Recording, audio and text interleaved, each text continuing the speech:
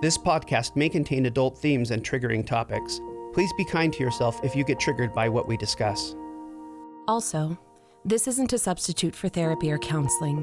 Please listen to the appendix at the end for some of our recommendations for resources that will help you find a qualified mental health care provider. Now, we take you to a time in the near future where emotional abuse has been appropriately deemed a crime, and the survivors find a home to reclaim their lives and freedom. This is Haven, and these are the stories of the reclaimers. My team is reviewing all the evidence submitted, but in the meantime, I need us all to listen. And then, Persy, I need you to tell us everything. And I mean everything that Ben could possibly have. I'm sorry. We need to get to the truth as fast as possible, and only 3 people have that. Ben, Kari, and you. Have you spoken to Kari? Me? No. But my team is trying to find out where she is. And they're also looking at how Ben got this legally, as he claims. I understand. If you find her, I want to apologize to her if she can hear it. Not now. Let's listen. Miss Harrison, may I come in? Sure. Thank you. Do you want to sit down? Oh, I'd love to. But would that make you uncomfortable? I don't think so. Well, what if I sit here, near the door? And what if I close it so I can keep an eye and make sure no one comes in? That would be all right. Thank you. That's kind. My name is Persephone, and I'm an advocate with the Federal Reclamation Center. Is that the whole abuse place thing? Yeah. Good description. I read about it a few weeks ago. We just opened. That's why you're here. We don't have a hospital wing at the center yet, so they transferred you here. Oh, I thought I was in a lot of trouble. Oh. No, were they unkind to you? No. The officers that brought you here? No, they were very kind. I've just never seen so much security, not even on base. It felt like... Like a prison. Yeah. I was just thinking that. Kari, all the people here, all the weapons you see, they're all to keep him out, not to keep you in. I don't want him to get into trouble. Of course you don't. You have such a kind heart. Kari, I'd like your permission to use my empathy while we're together today. Would that be all right? Like to read me? Yeah. All right. You seem comfortable with my being an empath. My brother, he's an empath. He's always looked out for me. Your whole emotional field completely lightens when you think about him. What a source of strength. How long has it been since you've seen him? Too long. He lives overseas right now. He runs his own business and he can't get back to Omaha as much as he'd like. You miss him. So much. And there's something else there. Would you like to tell me about that bundle of emotions? I'm sensing sadness and loneliness. And that fear. That's so crippling. And there's something else. What is that? I don't want to talk about that. Of course. We don't have to talk about it. Could I ask you about your t-shirt instead? Cornhuskers. Did you go to the University of Nebraska? Yeah, just for a year before I met my husband. Where is he? Is he here? I swear I didn't want to report him. I just... Needed help. Yeah. I read the medical report, and I've spoken with your physician. She seems really nice. She's got a kind face. What did she say about your condition? The knife missed my ribs and didn't go far enough in to pierce any vital organs. Your progress has been astounding. You seem to heal very quickly. Yeah.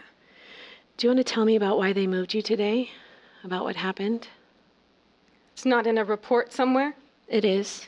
And I read that report, and I'm not as concerned with the events as I am with how you're feeling emotionally. I'm fine with you reading me. And I can tell you what happened today, but you need to know nothing is going to keep me from seeing him. I just need to explain. What would you like to explain? Well, why I had to go to the hospital to begin with. He deserves an answer. And why is that? Because he was making an effort. I don't think he did this on purpose. I sort of fell into him when it all happened. When all what happened? We fought. I pushed him, and I was just trying to help him see. No, that's not what's important. He didn't mean to. I could see it on his face. He was as surprised as I was when he saw the knife in my hand. And I know that he's done other things, but this wasn't his fault. He didn't mean to. There's a lot of emotion surrounding you while you talk about this. Would you be willing to tell me about that emotion? I feel sad. I'm getting that. What else? I guess I feel frustrated. I don't want you to think something about him that isn't true because I needed help healing from an accident. I'm not here to judge truth. Advocates don't get involved in that. My focus is you. My focus is your feelings. What you need.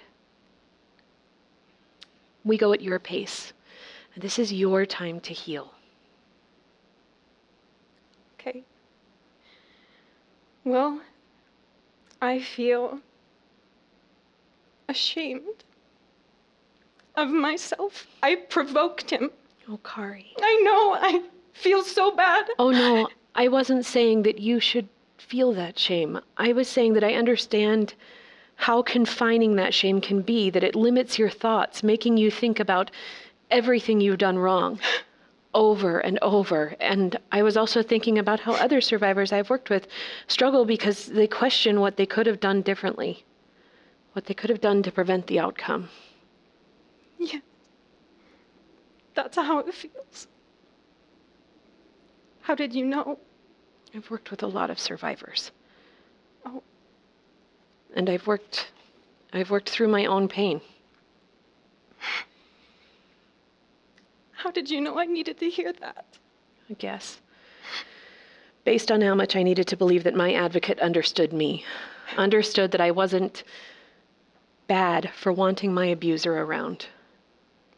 You do get it. Yes. And I think this part right here, this part where all you want to do is run back to him, where all you want is to explain it to him and have him understand and just be nice again. This is the part where it hurt the most. The abuse was one thing, but leaving... It's like I get that he's done bad things, but I just can't bring myself to say that he's an abuser. I get that. And I won't ask you to say that. We go at your pace, truly. Can I ask you a question? You can ask anything you like, Kari. Does this hurt? Stop. The physical hurt. My heart feels... It's indescribable how much this hurts. Kari, I'm so sorry. Can I put my hand on your arm? I'd offer to hug you, but I don't want to mess up any of your goss. I'd actually really, really like to just hold your hand. If that's okay. My brother used to do that when I was really sad. Of course. I'd love to hold your hand. Did he do calm waves too? Calm waves? I'm going to teach you a little trick, okay? Okay. I'm going to create a little column just outside your emotional field. It's a grouping of calming receptors. I weave it all together from the rest of the interactions I've had today. Can you sense that? Yes. Yeah. Good. I'm going to approach your emotional boundary and reach out with my empathy. I won't ever cross that line. That's yours. Now you can choose to walk into that field of calm I've woven for you. Feel it wrap around you as much or as little as you like. Wow. That's nice. We can stay here like this as long as you'd like. I'll keep weaving as much as you need.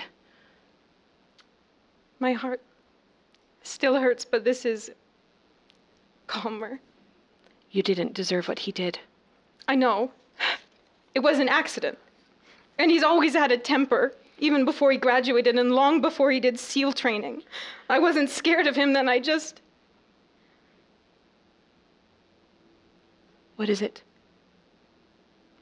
I wasn't scared of him then. Yes. I'm scared of him now. I just realized that. Do you see what you did there? Sorry, was it bad? What did I do? No, quite the contrary. It was exceptionally good. It was? Yes, you just used what my partner and I call an empowering tool.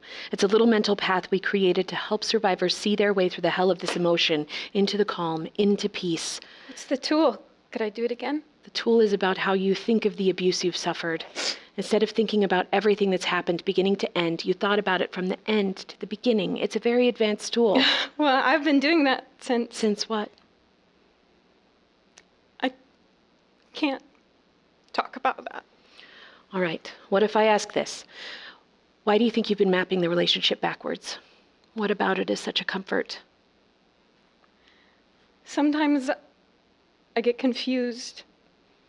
If I go beginning to end, everything gets kind of foggy and hazy, and I can't seem to remember things clearly. That makes sense. It does? Yes. Abusers have conditioned you to focus on what you're doing wrong, not on how they're influencing you. I really wish you'd stop saying that. About him being an abuser? Yes. What do you want me to call him? My husband, my husband. When was the divorce final? We were working on it.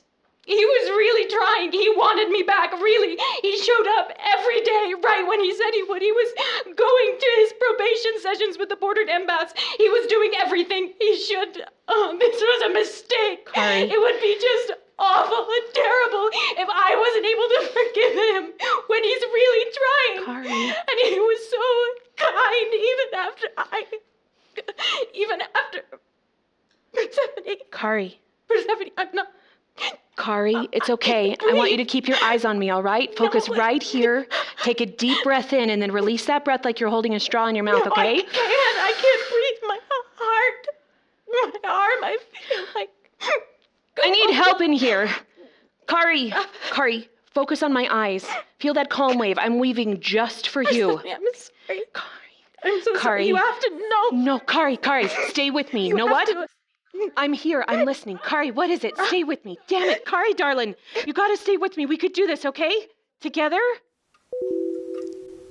That's the end of the timestamp. But there's more. Is the next timestamp about 15 minutes later? Yes. How did you know? That's when Pheeny got there. What did you say to Pheeny? We should just listen to the recording.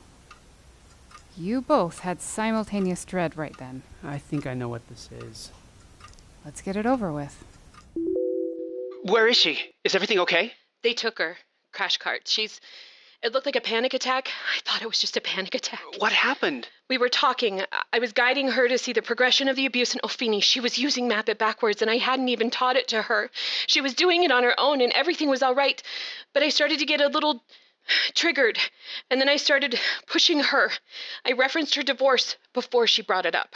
Oh no, that's not good. Was she okay though? Was that what caused it? No, it wasn't okay. She started to panic. I felt weird about her avoidance, and I just wanted to save her. So I pushed farther than I should have, and then I helped her calm a little more, and then out of the blue she just started crashing. And I thought it was a panic attack related to me pushing, but... Oh, Purse. It's okay. It's all right. Breathe. Just breathe. Good. You couldn't have known that would cause her to crash. It didn't. There's more. What did she tell you? She didn't tell me. Verbally, at least. Then... Phoenix, I read her past the line of consent. You did? It all happened so fast. She was crashing and she kept saying out loud, "You have to know, you have to know." And I don't know if I thought about it or not, I just did it. I read every thought and everything she wasn't saying out loud. Oh, Persy. Pheeny, she was pregnant the last time, and he pushed her down the stairs and she lost that baby. So this time when she thought she was pregnant, She worried that he'd do something before she told him. That's why she took the knife. But she's not pregnant this time. But he still stabbed her when he thought she was. Oh, Kari. I don't know what to do. I can't reveal this. It'd be a breach of ethics. I can't verify that she told me willingly, but the trial team is going to need it if they're going to help her. We can't make her reveal this, and she absolutely can't go back to him. Okay, pause. We don't have to reveal this to get help. And we need help. You talk with Kari's physician. Now that you have the info, you have an obligation to report. You don't have to tell her how you got the info. I'll call Alcorn and talk with her about everything. You just start writing up a report. A report? About what? You used your telepathy past the line of consent. We have to report it as soon as possible. You read her in a... I'm getting the shame. I know. You feel terrible. But the Haven is too new. The justice system?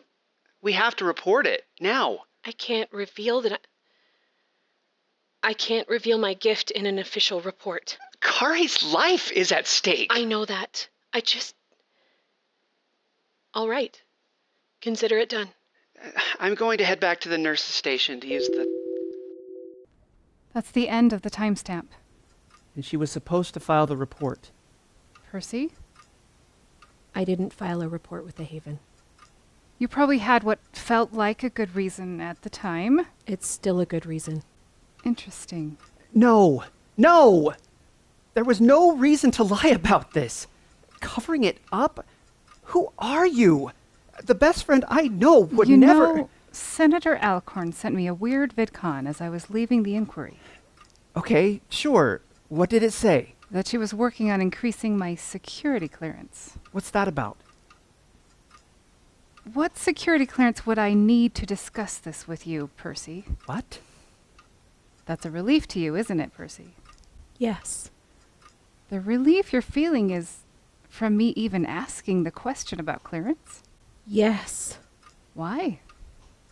I can't tell you that. Huh. Wait, what? What is even happening right now? Pheeny, sit down. We're going to sort this out.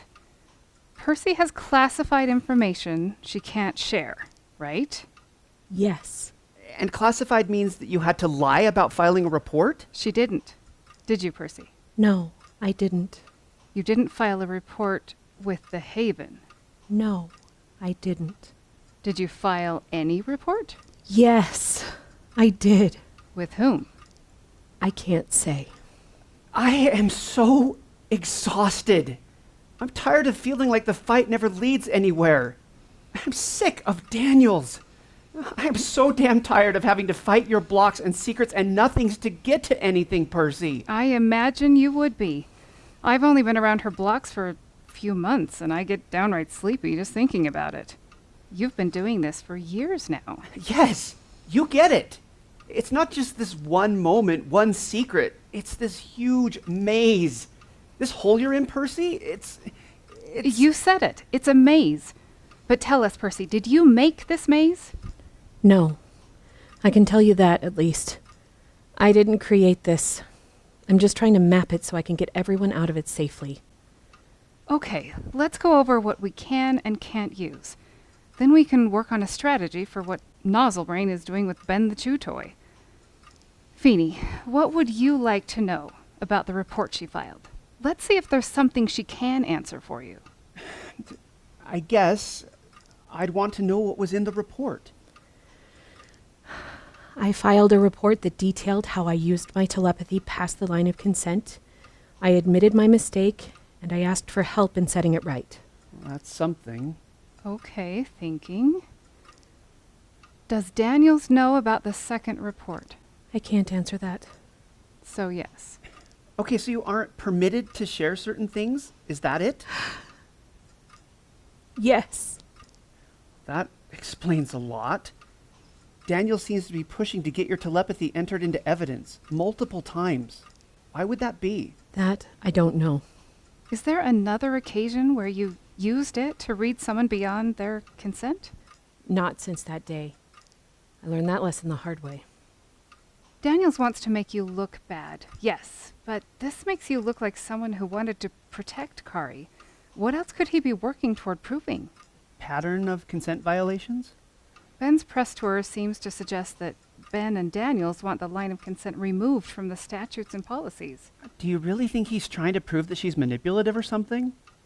Without the other report entered into evidence, the recording might make it look like she cared more about her reputation than Kari's life. It does?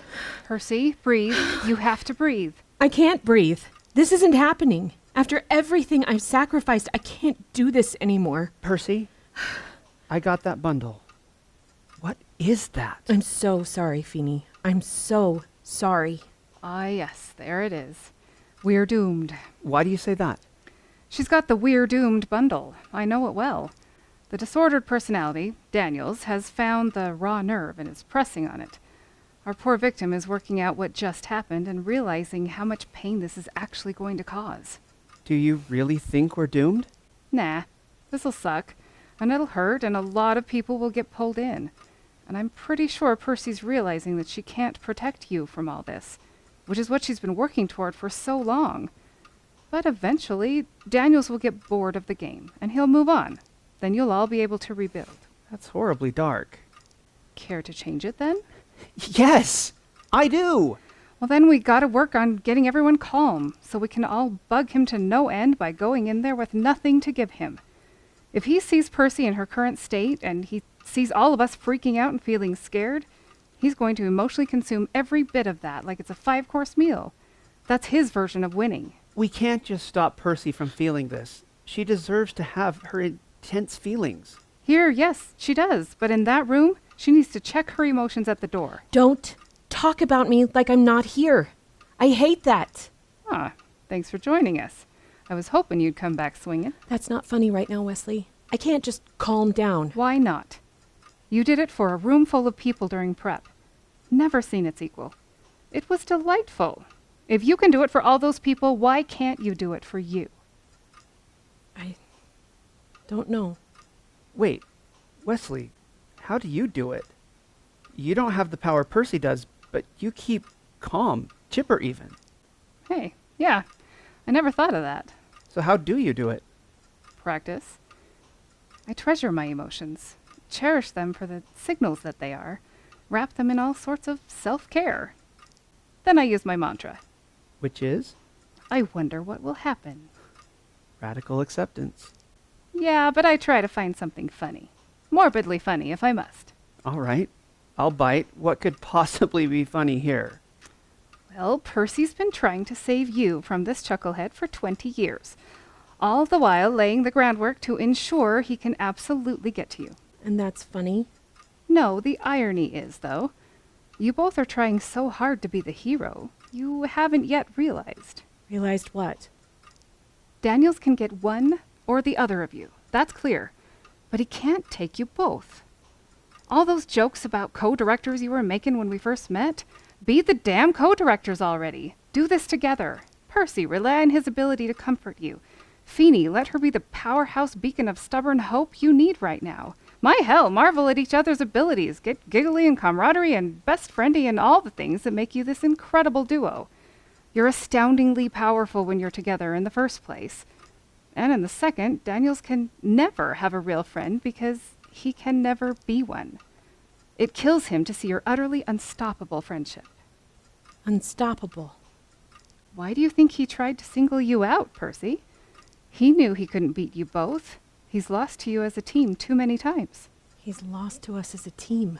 I hadn't thought of that. My paralegal sent me 16 comms since we sat down. So, if you'll excuse me, we've got an hour before we have to leave. Why don't you two give some thought to how you can weave that protection together? Percy, I need you right as rain before we go back into that room. I know you two can figure it out. Westlee, thanks. Oh, for sure. All part of the service. And what's that thing Truman always says? Which thing? Hopeless doesn't get the last word at the Haven. Yeah. Wonder where he learned that. Pheeny, I'm sorry I didn't file the report with the Haven. It sounds like you had a good reason. And I'm seeing our discussions in a different light with this new understanding about classified stuff. Security clearances are weird. Daniels is weird. co-directors. It's good to have you back. Yeah, it's good to have you too. Okay, let's listen to the recording again just to be sure we got everything. You can do that? Together? Yeah, together.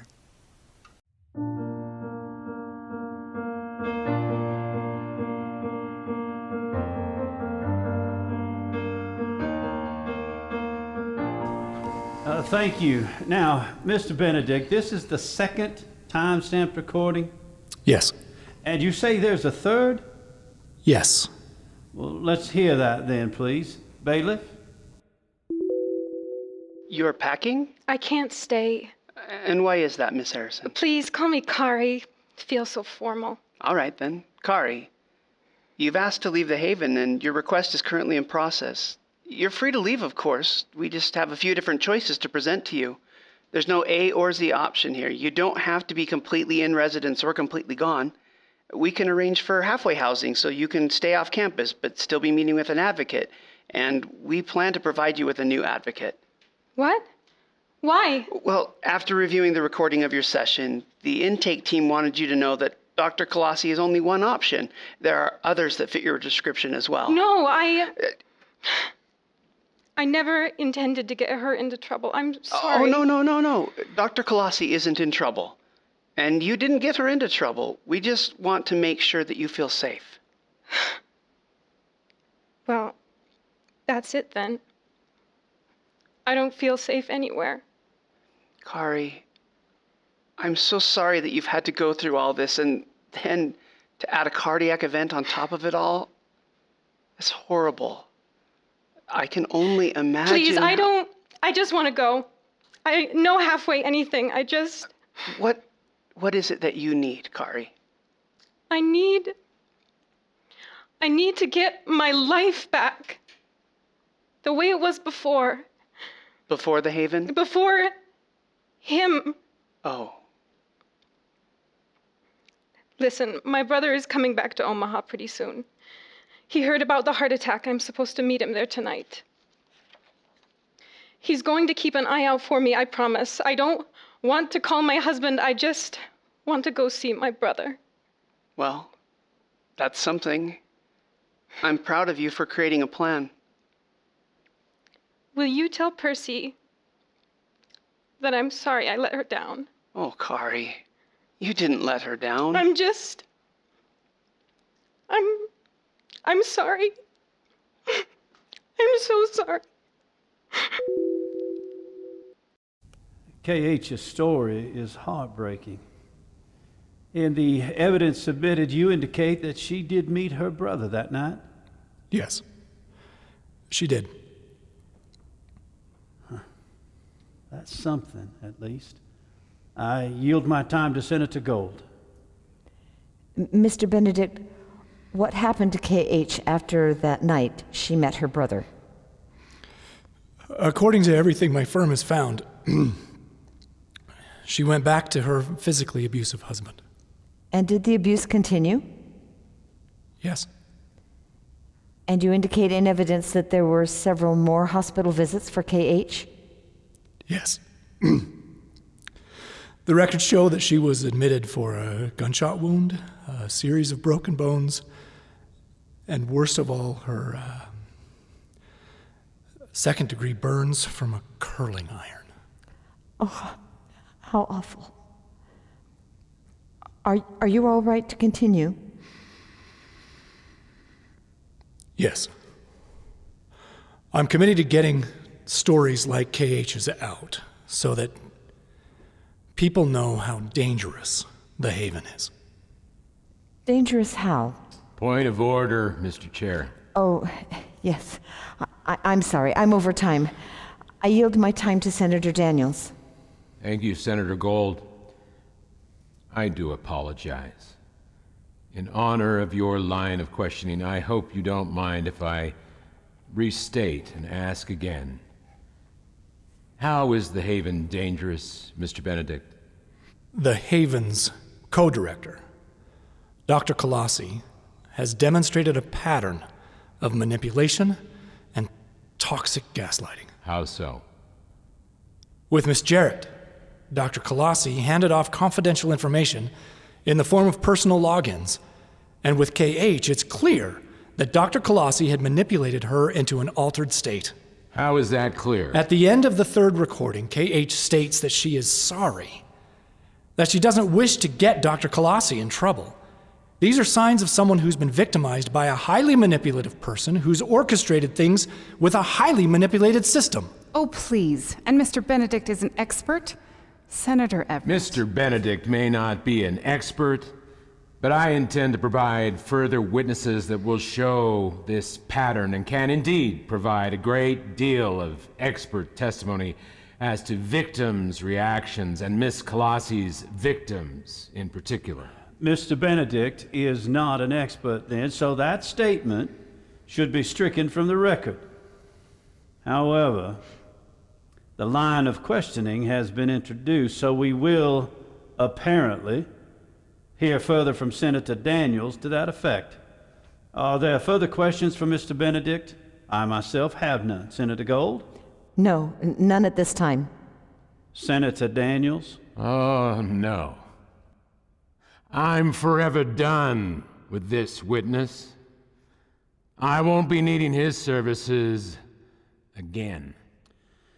We will recess until tomorrow morning at 0900 hours.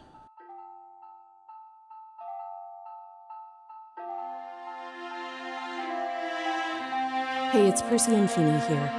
What you've just heard is a work of fiction, but we know that many listeners are living in a world of pain that isn't fictional at all. At the end of every episode, we're going to include an appendix of sorts. Some things we hope will serve those who live with a reality of fear and pain every day. First, we want to let you know about our website, www.empowering.tools, where we keep an ongoing list of books, websites, hotlines, and many other resources for victims and survivors of toxic relationships. Second, we love to hear from you. If you'd like to share your story with us or let us know how the episode impacted you, we'd love for you to reach out. These are deeply emotional things, and we want to give you a chance to share. We're a small team, so an in-depth response isn't always possible, but we do read every message we receive. Third, if you're in crisis or you need to find an immediate way out, please call 800-799-7233 for the National Domestic Abuse Hotline. If your abuser is a parent or a non-romantic relationship, there are other resources we've listed on the website that are just for you. A reminder, emotional violence is still violence. You don't need to have bruises on your body to deserve help, and it's okay to feel what you're feeling when you call. Fourth, be safe. For some, getting out will take planning and time. If you know you need help, do what you need in order to safely get away. Lastly, we know how difficult it can be to believe there's hope on the other side of a toxic relationship. Many on our team know the devastatingly difficult steps it takes to get away from an abusive predator. But there is hope. You don't have to do it alone. If you don't have supportive family or friends, you can still find support at the hotlines we mentioned earlier or at a local hospital or shelter. Thousands of survivors have made it out. Getting out and reclaiming your freedom can be your story. We believe in you. We believe in your future. And we believe in your right to that freedom.